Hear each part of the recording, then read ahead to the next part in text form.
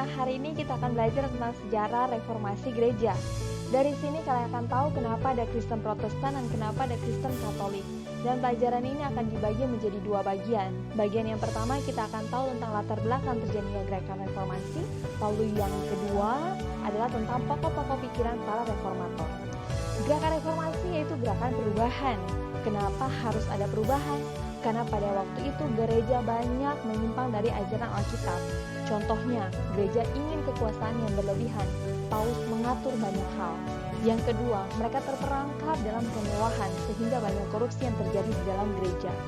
Contohnya yaitu penjualan surat indulgensia oleh Tetzel di Wittenberg. Sesungguhnya tujuan dari penjualan itu baik, yaitu untuk mendukung dana pembangunan gereja basilika di Roma seperti yang ada di gambar. Namun dalam praktiknya menjadi tidak baik karena penjualan itu diiringi dengan ancaman dan rayuan. Sebab orang yang membeli surat itu seakan-akan mendapat kepastian untuk selamat dari paus dan dari gereja. Karena hal itulah terjadi gerakan reformasi. Dan pelopor gerakan reformasi Protestan yaitu Martin Luther, seorang biarawan, imam, guru besar yang bertugas untuk menafsir Alkitab. Dia pula yang pertama kali menerjemahkan Alkitab ke dalam bahasa Latin, sehingga pada waktu itu banyak orang yang lebih mengerti tentang isi Alkitab. Pada waktu dia menafsir Alkitab, dia menemukan Roma 1 ayat 16-17 yang berkata, Injil adalah kekuatan Allah yang menyelamatkan. Berarti Allah adalah sumber keselamatan bagi semua umat. Lalu mengapa ada praktik penjualan surat indulgensia yang seolah-olah keselamatan itu berasal dari paus dan berasal dari gereja?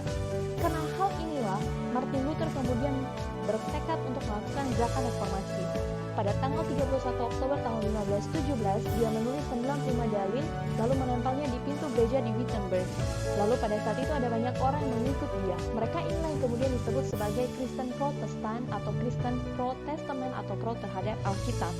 Lalu pada saat itu agama Katolik melakukan kontra-reformasi. Mereka pun membenahi diri, ada banyak hal yang mereka ubah. Lalu mereka mengatur kembali inkuisisi, yaitu pengadilan untuk menghukum kaum penyesat. Mereka mengatur kembali isi ajaran mereka melalui penyelenggaraan konsili Trente, lalu mereka kemudian mendirikan Serikat Yesus. Nah, itu adalah latar belakang kenapa terjadinya gerakan reformasi. Di video berikutnya kita akan belajar tentang pokok pikiran Martin Luther dan Calvin sebagai tokoh-tokoh reformator yang pada saat itu melakukan gerakan reformasi bagi kekristenan. Terima kasih sudah menonton, sampai berjumpa di video selanjutnya.